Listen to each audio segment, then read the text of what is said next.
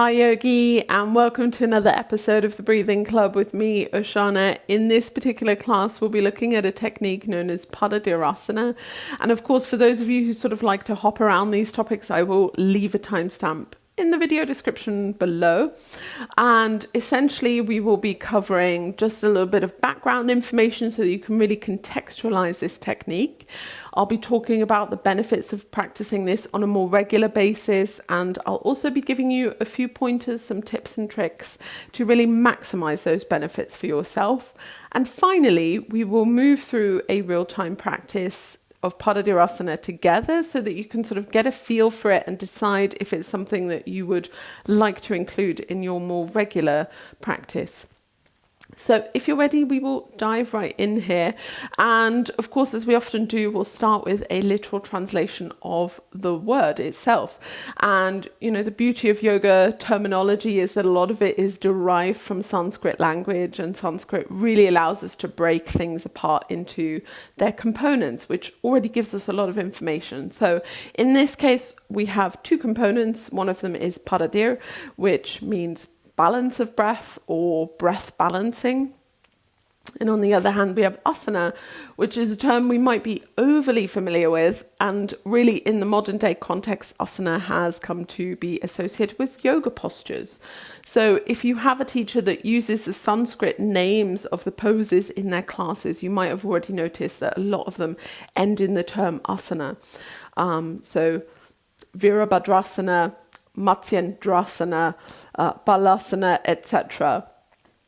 And if we're looking a little bit more historically at that term, then actually a lot of the early yoga postures were performed seated. So they were literally performed on your asana. Now, I only make that dad joke because it's a really good way to remember the original meaning. So the literal seat of your body is what the word asana used to refer to. So depending on how we interpret that word, we might say that Padadhirasana is either the breath balancing pose or that it's a way of sitting that balances the breath. And that might already sound really helpful to some of you. For some of you, that still sounds really vague. So of course, to dive a little bit deeper, really what we're talking about is how the breath moves physically through our body. So we're trying to balance out the flow of the breath in order to bring the body and mind into a state of union and balance, which then prepares us for some of the higher yogic practices such as meditation or nadi shodhana, which is alternate nostril breathing, a breathwork technique that we'll be covering next episode. Little spoiler alert there. And of course, that might still sound really vague. And then I'll tell you that really what we're talking about is actually how specifically we can balance out the movement of the breath through the left and right side of the body. So if you've ever paid attention to your breathing, you might have already noticed that we tend to, if we're healthy adults, we tend to have one nostril which is more dominant than the other. And actually that dominance changes, usually takes around 50 to 60 minutes, and then it will take 20 minutes to change to the other side. Again, that nostril would be dominant for 50 to 60 minutes, and then it changes back. And that continues throughout our day-to-day life, continues to switch around. And I'm not sure that, you know, research-wise, we have fully understood why the nostrils change. However, there is some research that suggests that actually people who get stuck breathing only through one nostril can have some more severe psychiatric disorders. So there is something to the idea that if our nostrils change from one side to the other, it is what allows us to stay within a logical thinking sort of space of mind. So if we're going about our day-to-day life, we are at work, we're trying to accomplish certain tasks, it is really helpful for the nostrils to constantly change. Equally, if we're crossing the road, we want to be fully aware of the space around us and what's going on, and we need that dominance to be shifting all the time in order to do that. However, when we are trying to move into these higher yogic states of mind, really what we need to happen is to enter a state of bhavana. And bhavana literally translates as contemplative awareness. So really what we mean by contemplative awareness is that our ability to really take in information from the senses sort of is pushed away, further away from the mind, so that we are not immediately distracted by every little sound or every change in how the light comes into the room, or the slight drops in or shifts in changes in temperature. None of that stuff really affects our mind when we enter a state of true meditation. And that allows the sort of subconscious mind to really become the focus of our meditative exploration. And the reason that the breath is really the easiest way to get into that state of mind is because the breath also, on top of facilitating this inward shift of our attention, it also keeps us, as I often say, really anchored in the present moment. So if we're really truly paying attention to the breath is constantly changing every single time that we breathe in and breathe out. It's always different. And if we're truly allowing our mind to be fixed on that difference, then we are always rooted in the now, which is the essence of yoga, really. If we are not fixed on the breath, it's very easy for the mind to start wandering off into things that have not yet happened, worrying about stuff that is still ahead of us in the day or week or year. Or other people have more of a tendency for the mind to think back to things that have already happened that you now have no control over changing, which is sort of more my issue, is that I tend to sort of grovel and think about things for too long. We all tend to have a little bit of a preference towards one or the other, and some people are more distracted by sensory input. So the breath kind of allows us to withdraw from all of that.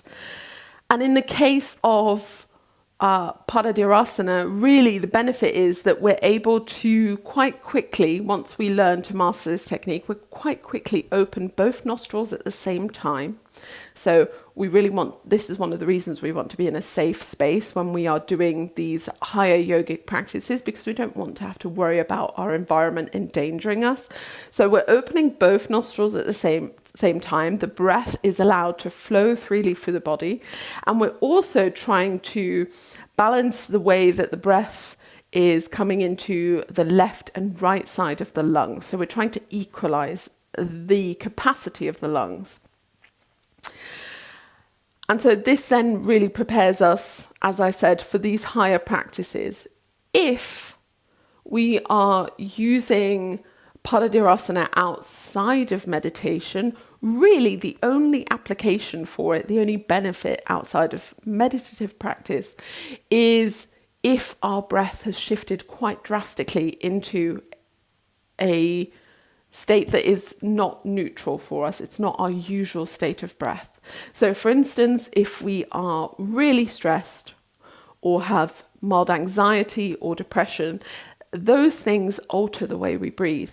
And in those cases, we can use a technique like Padadhirasana to actually bring us closer or all the way back into our neutral, our regular way of breathing. So we're not going all the way across to bhavana. We're not letting the pendulum swing that far across. We're not trying to get into a state where we are almost spaced out and we're in our everyday life and crossing the road and potentially getting run over. We're not that far across. We're just allowing ourselves to come back to neutral. So that's really important, to find that middle ground again. So in terms of pointers, tips and tricks, One of the final benefits really of Padadhirasana is that we will be using some pressure points in the torso which correspond to our breath and more specifically our nostrils. So although pressure points will tend to be in the same approximate area for most people, you might want to play around with that a little bit because they will vary ever so slightly, and also the amount of pressure that you need to apply in order to trigger them will vary from person to person. So do make it a really individual practice, and take this, if this is your first time doing it, then certainly take a little bit of time just to explore that idea as well, and those slight variations that you could go into. Essentially, we will be having the fingers all together with the thumbs pointing up, and we'll be crossing the arms in front of the chest, holding on to the opposite armpit with the hands, and really the focus is on pressing through this sort of space between the index finger and thumb here. However, you still want to press all the pads of your hands, your fingertips, into the sides of the ribs as well. And essentially what you're doing, of course, you're trying to equalize both nostrils, but initially as you get into this, one nostril will be more dominant than the other. So have just a little moment to have awareness of which nostril is dominant. And for most of us, the dominant nostril will correspond to the opposite rib cage. So you might notice, for instance, if your left nostril is more open than the right, that you will feel your right rib cage expanding more and pressing more firmly against your left hand. Gets a bit confusing. So you want to think that the nostril on the same side relates to the same side arm, but the opposite rib cage. Hopefully that makes sense. So we've got, you can see one line here, and then from this nostril, one line to the opposite ribs. So same arm, same nostril, opposite rib cage. Hopefully that makes sense. And I would also say that initially, as you start to develop this technique, it can take a lot of people 5 up to 15 minutes to completely open both nostrils and equalize the amount of pressure you're feeling from your ribs expanding. And as you develop a little bit more awareness, it can take you maybe 5 to 10 seconds to actually do this. And some of you might already have that sort of heightened level of awareness of how your breath moves and how you can control the breath. And then you might not have to sit through the whole 5 minutes of this. The other thing to note is that we will essentially cross the arms and come into this sort of position with the thumbs pointing up.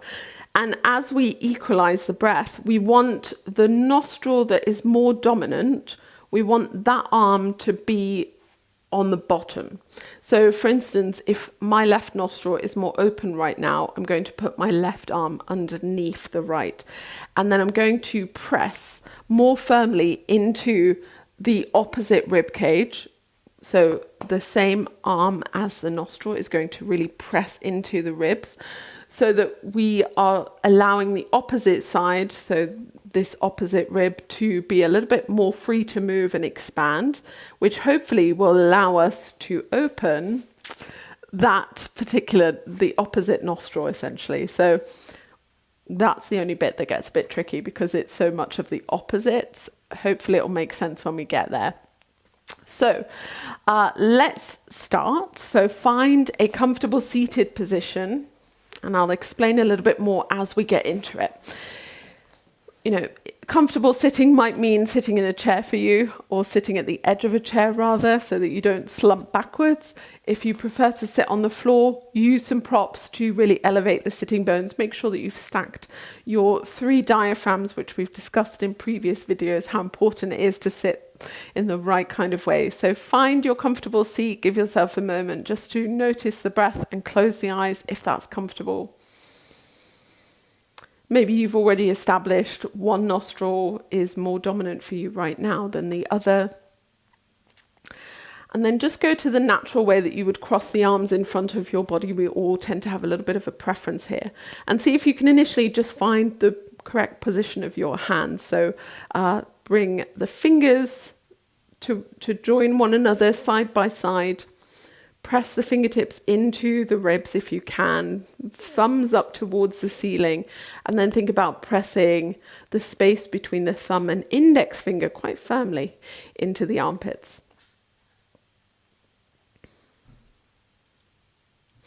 Notice as well if you can immediately feel one side of the ribs a little bit more firmly pressing into the fingertips than the other. And actually for me, the right nostril is currently a little bit more dominant than the left, and I can feel my left rib cage pressing a little bit more into my right hand. So remember, it's the same nostril as the same arm, but the opposite ribs corresponding. So what I'm going to do is I'm leaving my right arm underneath the left, and I'm going to press quite firmly with my right fingertips, allowing a little bit more space for the left hand to soften and the right rib cage to expand, which will hopefully open the left nostril a little bit more. So if for you the left nostril is more open, you now want the left arm underneath the right. And if the right nostril is more open, you want the right arm underneath the left. And you might notice over time, as the pressure in the ribs changes, so for me right now, the right rib cage is now becoming a little bit more dominant. So what I'm going to do is swap the cross of the arms. So I'm now going to take my right arm on top of the left, and I'm going to press a little bit more firmly into the right rib cage with my left hand so that the right ribs even out again. And we can change the cross of the arms as many times as we need until we feel that the ribs are expanding at the same rate with the same amount of pressure.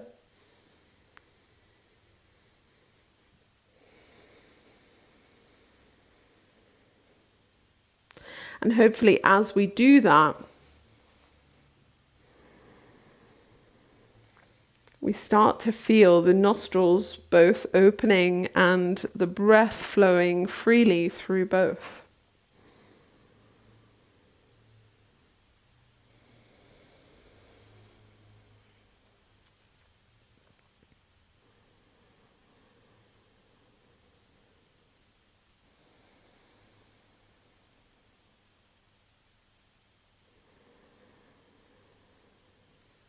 And it can also help in this situation as you continue to shift. If you can, think a little bit more about breathing through the nostril that is less dominant than the other. So our attention can rest on that particular side and invite more air in. So think of it more of as an invitation rather than a demand.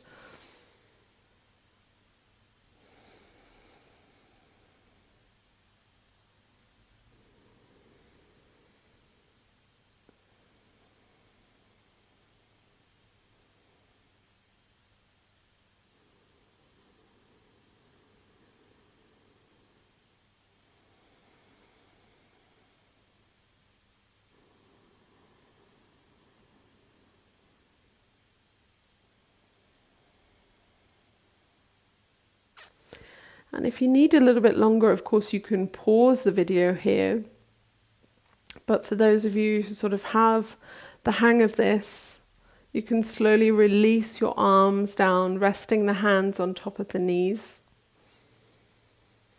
Feeling for a few moments the breath move freely through the nostrils.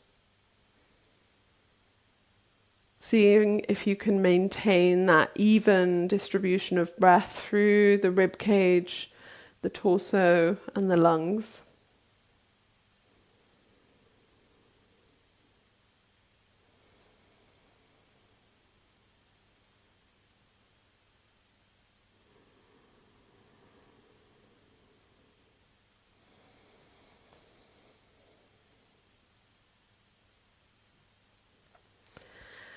And to come out of this state of contemplation, the easiest way to do this is to actually close off the right nostril and take a few breaths only through the left side.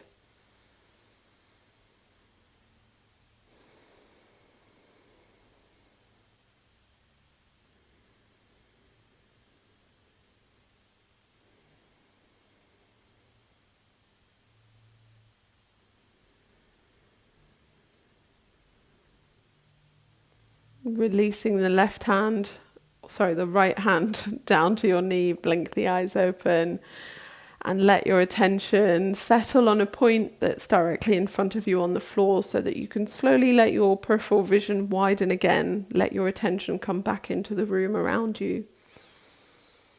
And then take a couple of deep breaths. See if you can already make one nostril more dominant again. Maybe you already started to feel that as we blocked one nostril off.